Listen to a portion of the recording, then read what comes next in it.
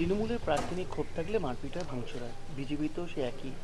কিন্তু এবার যেটা দেখা গেল, যেটা মূলত তাদের একটা অভ্যেসে পরিণত হয়েছে, বামপন্থীদের কোনো সংস্কৃতি ছিল না, কিন্তু দেখা গেল কালীগঞ্জে যেটা হয়েছে বিক্ষোভ, ভাঙচুর, এটা তো কোনোদিন ছিল না এই না, এটা এটা প্রেক্ষাপটটা। এটা হয়নি। কালীগঞ্জে যেটা হয়েছে ওটা কোনো বিক্ষোভ নয়, ওটা হচ্ছে পার্টি অফিসকে আক্রমণ করা, ওটা হচ্ছে পার্টি অফিসকে আক্রমণ করার চেষ্টা করা, এবং আমাদের পার্টির সমর্থকরাই তাদেরকে ওখান থেকে তাড়িয়েছে।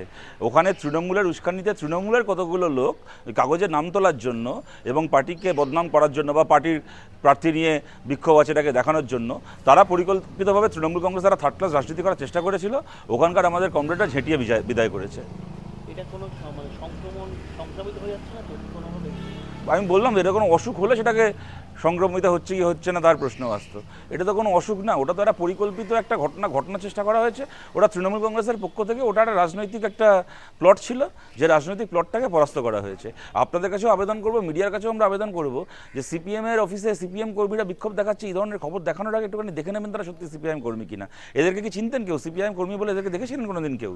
একটা লোক ক্যামেরার সামনে দাঁড়িয়ে বলে দিল যে আমি সিপিআইএম কর্মী, অমনি সে সিপিএম কর্মী হয়ে গেল?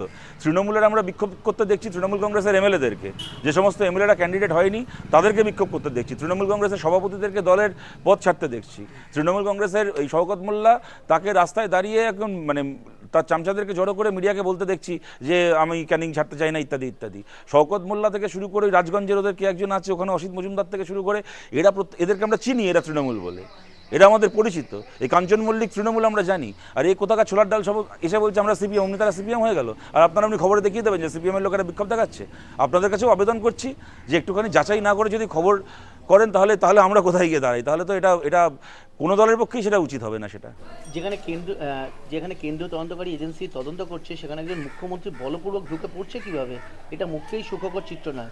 এরপর আরেকদিন আসবে আরেকজন মুখ্যমন্ত্রী আরেক অফিসে জোর করে ঢুকে পড়বেন সুপ্রিম কোর্টের পর্যবেক্ষণ আসবে। এটাতে নতুন নতুন কোন কথা বললেন সুপ্রিম কোর্ট, যেটা আমাদের একদিন জানা ছিল না, আমার তো মাথায় ঢুকছে না।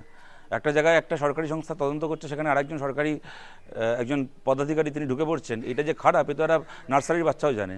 তার জন্য সুপ্রিম কোর্ট, তার জন্য বিচারপতিরা রয়েছেন। আমি অত্যন্ত বিনয়ের সঙ্গে বলছি যে প্রশ্ন করার জন্য, দুশ্চিন্তা ব্যক্ত করার জন্য, নিন্দা করার জন্য, কৌতূহল প্রকাশ করার জন্য, খিলখিল করে হেসে ফেলার জন্য তো আইন আদালত নয়, একটা সিদ্ধান্ত নেওয়ার জন্য আইন আদালত, একটা সিদ্ধান্ত নেওয়ার জন্য সুপ্রিম কোর্ট। আপনারা সিদ্ধান্তটা নেবেন কিনা, আদৌ কোনো দিন নেবেন কিনা, আমরা সেই অপেক্ষায় আছি।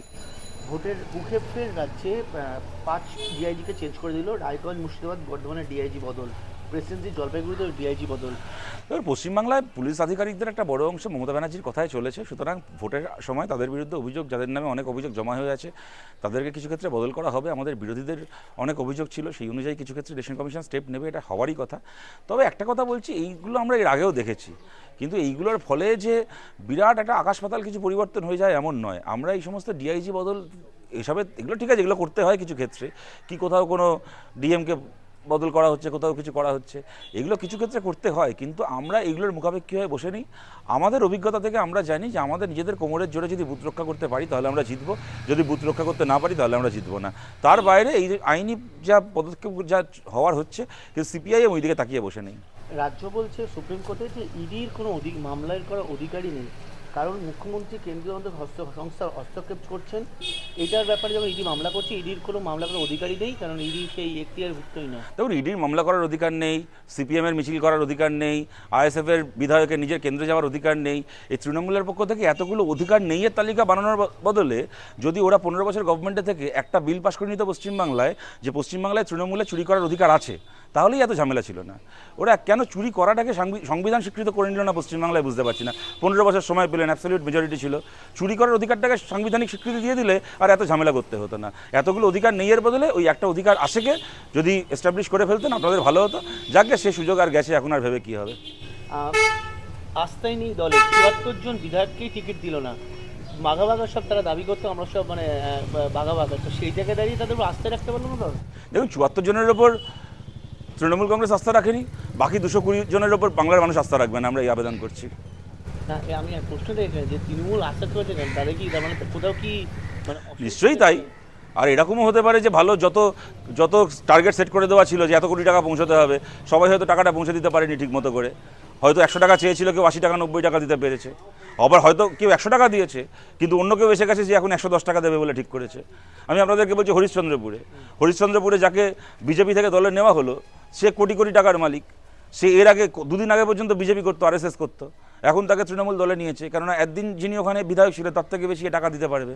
সুতরাং কিছু লোক টাকা দিতে পারবে, তার জন্য আরও বেশি করে টাকা তুলতে পারবে, সেই ক্ষমতা দেখাতে পারবে, সেই কারণেও বিধায়ক করা হয়েছে। কিন্তু এইটুকু বলছি, বাংলার মানুষ যদি এদেরকে ক্ষমতায় ফিরিয়ে না আনেন, তাহলে A to Z এদের কারুর আর ওই নিজের এলাকা থেকে টাকা তুলে কালীঘাটে আর ক্যামাক্সিতে পাঠানোর অকাদার থাকবে না, কারুর সেই মুরত থাকবে না। 1 মাসের কাছাকাছি ভোট বাকি, কিন্তু মাত্র 20 লক্ষ নাম নিষ্পত্তি হলো, এখনও প্রায় 40 লক্ষ। দেখুন, আমাদের পরিষ্কার বক্তব্য হচ্ছে সাপ্লিমেন্টারি লিস্টটাকে ফাইনালাইজ করে প্রকাশ করে ভোটে যেতে হবে।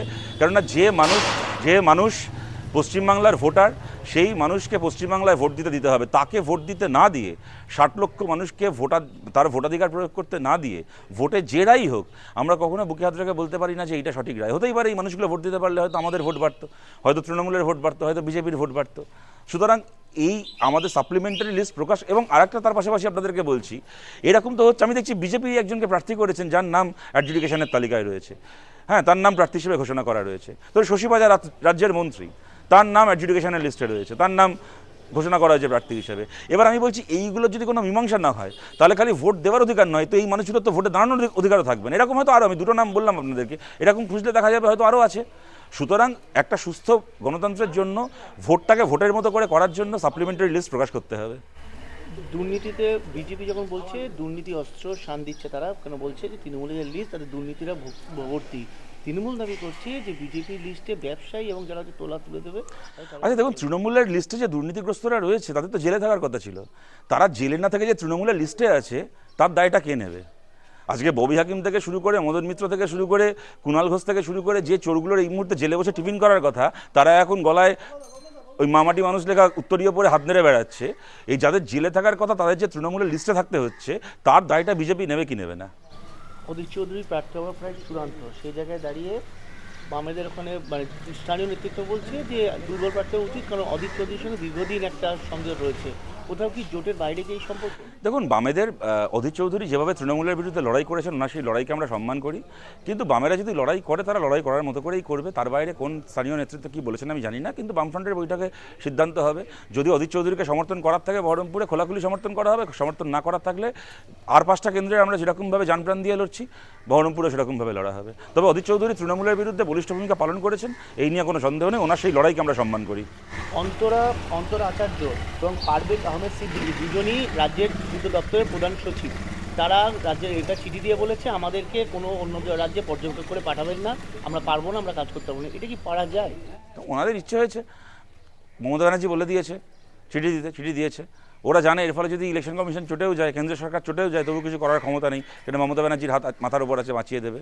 আমরা ইলেকশন কমিশনকে বলছি, এই ধরনের মানে কি বলবো, মানে এক্সট্রা কনস্টিটিউশনাল আবদার, এদের সংবিধান বহির্ভূত আবদারগুলোকে সহ্য করবেন, তোয়াক্কা করবেন, নাকি এদের সরকারি কর্মচারী হিসেবে এদের করণীয় কাজ এদেরকে করতে বাধ্য করা হবে? করতে না চাইলে বেরোনোর রাস্তা দেখিয়ে দেওয়া হবে। শেষ প্রশ্ন, বিডিও অফিসে তাণ্ডব করে এফআইআর করে পুলিশ এফআইআর করেনি, ফরাক্কার বিধায়ককে এবার টিকিটই দিল না তৃণমূল। ফরাক্কার বিধায়ক বলছে আমি ভোটে লড়বো। এবং উনি লড়লে লড়তে পারেন, কাকে টিকিট দিল কাকে টিকিট দিল না আমাদের কাছে প্রশ্ন না। প্রশ্নটা হচ্ছে মনিরুল ইসলাম যে ভূমিকা পালন করেছে, তার জন্য মনিরুল ইসলামের জেল হওয়ার কথা। ওখানে হরগোবিন্দ দাস, চন্দন দাস আজকে বেঁচে থাকতো যদি না মনিরুল ইসলামদের এই ভূমিকা থাকতো।